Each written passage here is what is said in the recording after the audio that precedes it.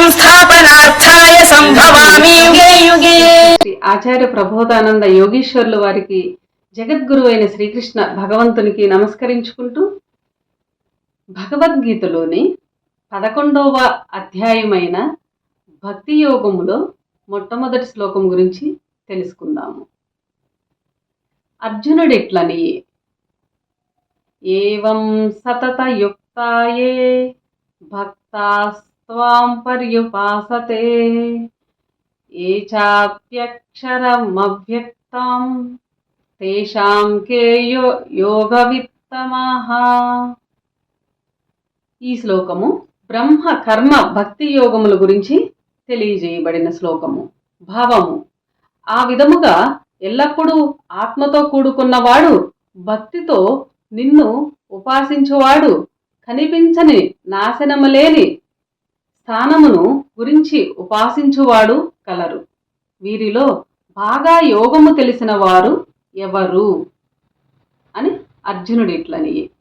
వివరము: విత్తు అనగా తెలియడము, యోగము అనగా కలయిక, యోగ విత్ అనగా పరమాత్మతో కలియుటకు తెలిసినదని అర్థము.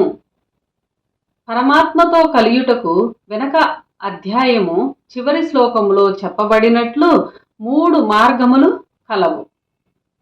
కర్మయోగము, బ్రహ్మయోగము కాక భక్తి యోగమును పేరు పెట్టబడిన 3వ మార్గమున్నదని తెలుసుకున్న అర్జునుడు, ఈ 3 మార్గములలో ఏది పరమాత్మను కలియుటకు తెలిసిన మార్గమని ప్రశ్నించాడు. సతతయుక్తాయే రెండోది, భక్తాః 3, అక్షరమవ్యక్తం అని 3 భాగములుగా విభజించి వీరిలో ఎవరు నీతో కలయిక తెలిసిన వారని అడిగాడు.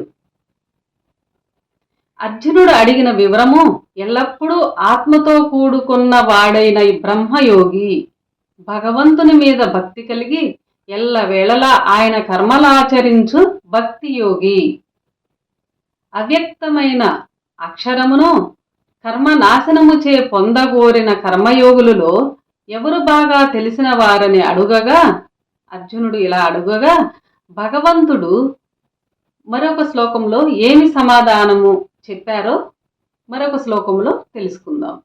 ఈ శ్లోకం ఇంతటితో సమాప్తము. అందరికీ నమస్కారం.